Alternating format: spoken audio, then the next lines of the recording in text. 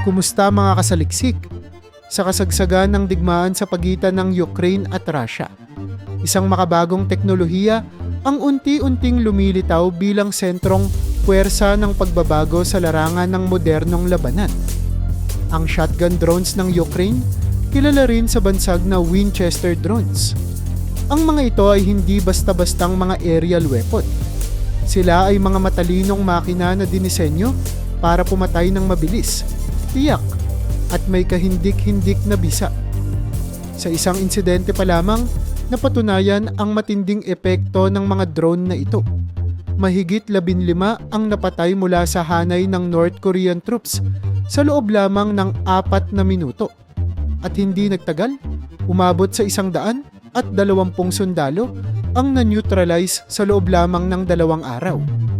Isang bilang na hindi basta-basta makakamit ng ordinaryong armas.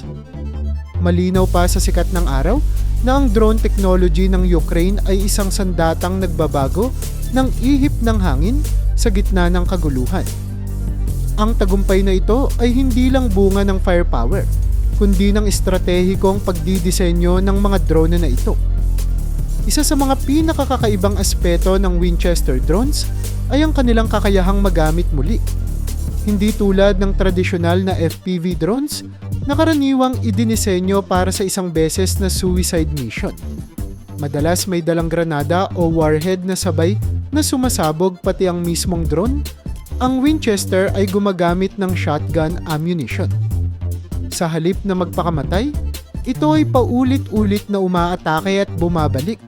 Nakakapag-strike ng higit sa isang beses bago ito tuluyang masira o ma-neutralize. Sa isang digmaan kung saan napakahalaga ng bawat piraso ng teknolohiya, ang kakayahang ito ay isang napakalaking bentaha. Ang reusability ng mga drone ay hindi lang nakakatipid sa produksyon, kundi tumataas din ang bilang ng matagumpay na operasyon kada unit. Dagdag pa rito, may pambihirang kakayahan ng mga drone na ito na umatake habang nasa ere. Hindi nila kailangang lumapag o lumapit ng lubos sa target para lamang makapagpaputok. Ang shotgun mechanism nito ay idinisenyo upang bumaril habang lumilipad, na may sapat na presisyon upang tamaan hindi lang mga sundalo, kundi maging ang ibang airborne targets, gaya ng reconnaissance o attack drones ng Russia.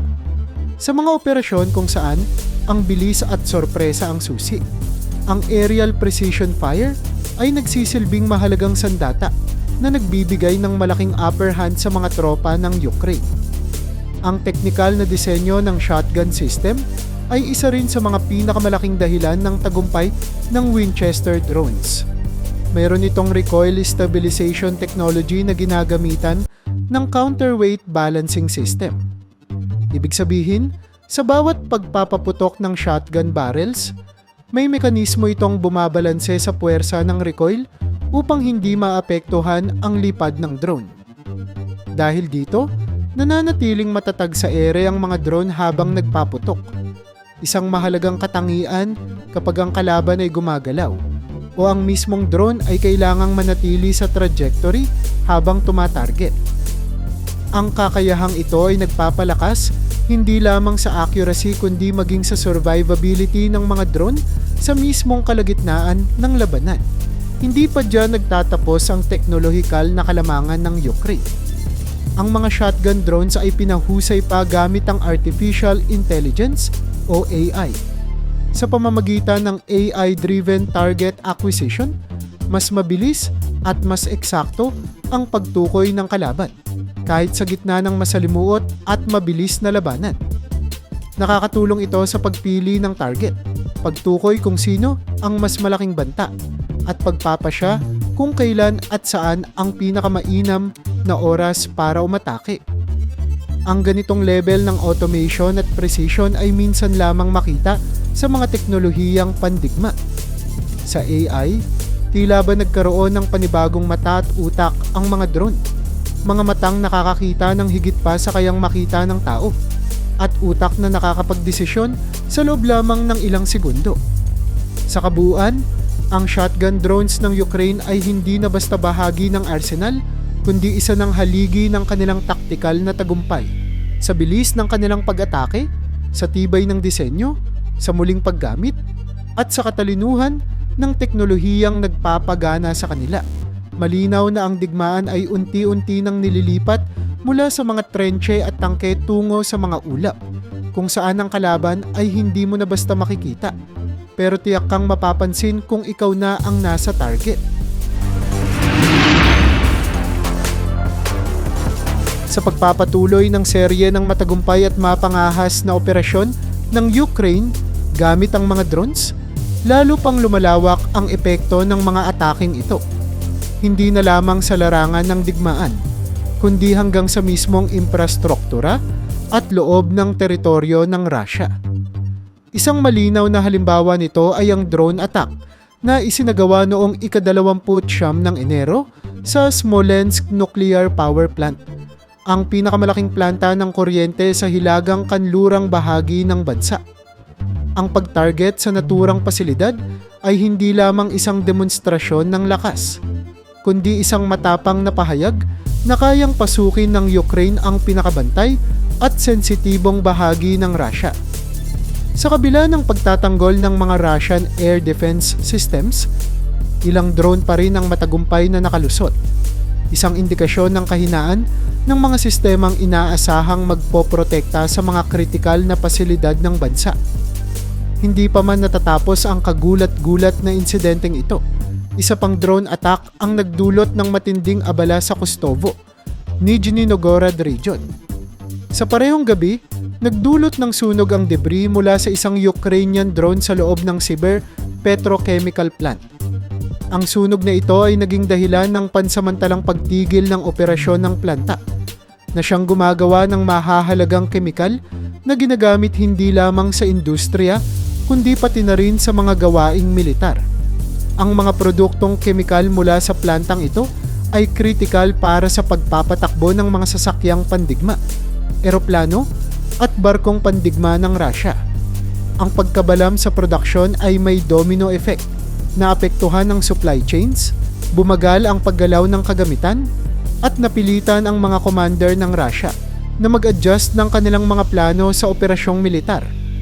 Isa itong estratehikong hakbang mula sa Ukraine upang sirain ang logistical foundation ng kalaban nang hindi kinakailangang maglunsad ng malawakang ground assault. Hindi rin pinalagpas ng Ukraine ang isa sa pinakamalalaking oil refinery sa buong Russia, ang Ryazan Oil Refinery. Ang pasilidad na ito ay may kapasidad na magproseso ng humigit kumulang 17 milyong metric tons ng langis kada taon. Kaya naman napakahalaga nito sa operasyon ng militar.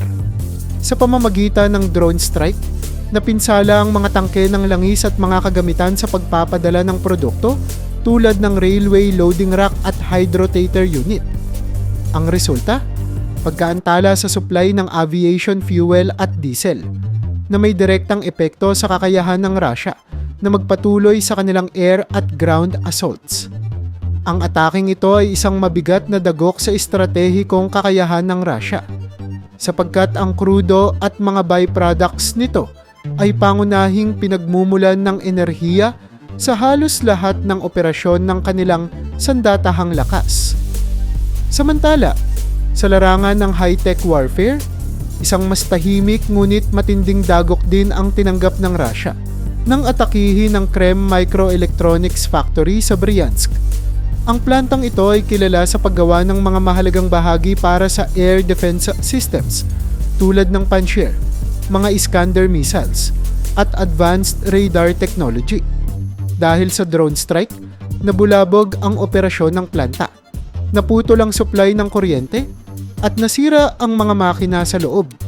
Dahil dito, napilitan ng kumpanya na pansamantalang itigil ang produksyon. Ito ay hindi lamang usapin ng pinsalang pisikal. Ito ay isang direktang pag-atake sa teknolohikal na backbone ng militar ng Russia. Sa pagkawala ng mga component mula sa Krem, bumabagal ang produksyon ng armas at equipment na kritikal sa pagpapatuloy ng kanilang kampanya sa digmaan. Hindi rin ligtas ang mga sibilyan sa patuloy na banta ng mga drone. Dahil sa paulit-ulit na ulat ng drone activity, napilitan ng Russian Aviation Authority na pansamantalang isara ang Kazan at Pulkovo airports, dalawa sa pinakamahalagang paliparan sa rehiyon. Ang hakbang na ito ay hindi lamang sanhi ng pangamba, kundi nagpapakita rin ng epekto ng psychological warfare. Kapag ang mga sibilyan ay hindi na makapaglakbay ng malaya at ligtas, nagsisimulang magkaroon ng unrest, takot, at pagdududa sa kakayahan ng kanilang pamahalaan na magbigay ng seguridad. Sa gitna ng kaguluhan, lumilitaw na hindi na lamang pisikal na labanan ang nangyayari, kundi isang malawakang digmaan sa morale, tiwala at kaayusan. Ang lahat ng ito ay patunay na ang drones ng Ukraine ay hindi lamang mga armas na tumatarget sa mga sundalo. Sila rin ay mga estratehikong sandata na unti-unting kinakain ng pundasyon ng bansang Russia mula sa loob. Sa pamamagitan ng matatalinong atake, tuloy-tuloy ang pagkasira ng infrastruktura, kabuhayan at panloob na seguridad ng kanilang kalaban.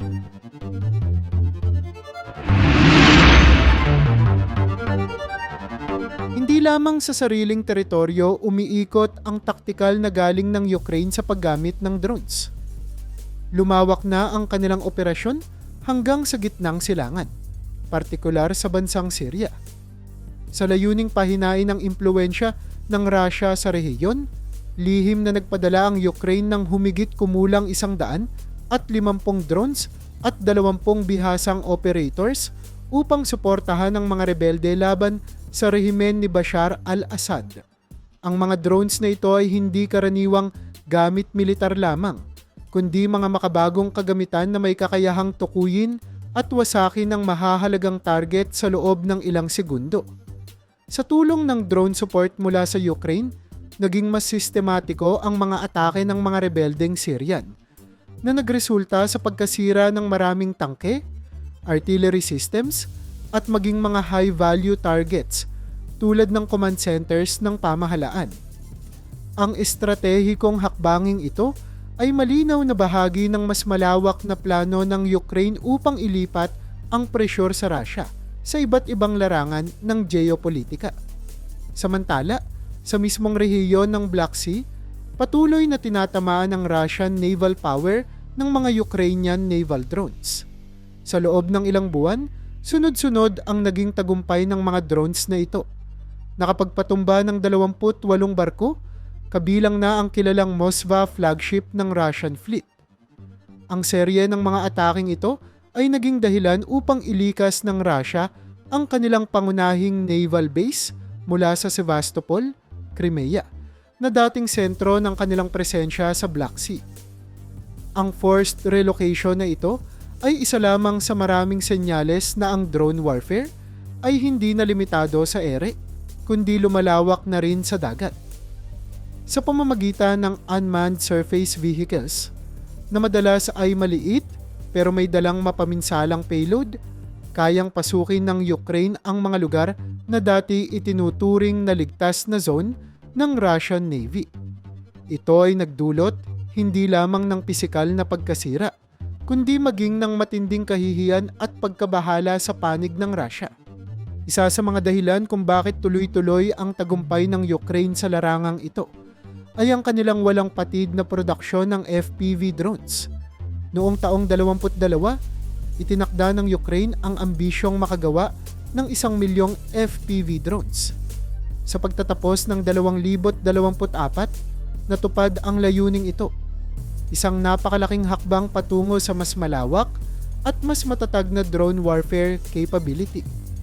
Ang achievement na ito ay hindi lamang bunga ng effort ng gobyerno, kundi produkto rin ng malawakang suporta mula sa mga lokal na inobador at dayuhang kasosyo. Sa bawat drone na ginawa, tumaas ang tiyansang makapagpatuloy ng operasyon sa harap ng mga kakulangan sa manpower at tradisyonal na armas. Hindi rin matatawaran ang papel ng mga bansang kaalyado ng Ukraine sa pagpapalakas ng kanilang drone capability. Ang Estados Unidos, United Kingdom, Netherlands at iba pang mga bansa ay tumulong hindi lang sa pamamagitan ng pinansyal na tulong, kundi pati na rin sa pagbibigay ng technical na kaalaman, sensors, satellite imaging at real-time intelligence. Ang mga teknolohiyang ito ay direktang na-integrate sa Ukrainian drone systems na lalong nagpahusay sa kanilang operasyon. Halimbawa, ang paggamit ng high-resolution thermal imaging cameras mula sa Western partners ay naging susi sa pagsasagawa ng mga night raids at targeting ng mga nakakamuflage na unit ng kalaban. Ang collaborative effort na ito ay lumilikha ng isang ecosystem kung saan ang teknolohiya at estratehiya ay nagsasama upang bumuo ng isang makapangyarihang sandata. Habang lalong umiinit ang digmaan, isang bagong aspeto ang lumitaw na siyang nagpapaigting pa sa drone warfare: ang paggamit ng electronic at cyber warfare. Dahil sa patuloy na pagpapakilala ng mga bagong drone technologies, napilitan ng parehong panig, Ukraine at Russia, na gumawa ng mga taktika upang makialam sa operasyon ng mga drones ng isa't isa. Kabilang dito ang paggamit ng jamming signals, spoofing technologies, at iba't ibang uri ng signal interference upang sirain ang communication link sa pagitan ng drone at operator. Ang ganitong uri ng laban ay masasabing silent battle, ngunit ang epekto nito ay kasing laki ng mismong missile strike. Dahil dito, lalong napaunlad ng Ukraine ang kanilang kapasidad sa cyber defense, habang patuloy na naghahanap ng paraan upang makalusot sa electronic defense ng Russia. Sa kabuuan, ang patuloy na tagumpay ng Ukraine sa drone warfare ay hindi lamang nakaugat sa dami ng kanilang drones o sa kalidad ng kanilang teknolohiya, kundi sa lawak ng kanilang pangunawa sa modernong labanan. Sa pamamagitan ng pakikipagtulungan sa ibang bansa, matalinong estratehiya at pagsasama ng innovation at determinasyon, na ipapakita ng Ukraine na kahit sa harap ng isang mas malakas na kalaban, ang makabagong paraan ng pakikipaglaban ay maaaring bumago sa takbo ng kasaysayan.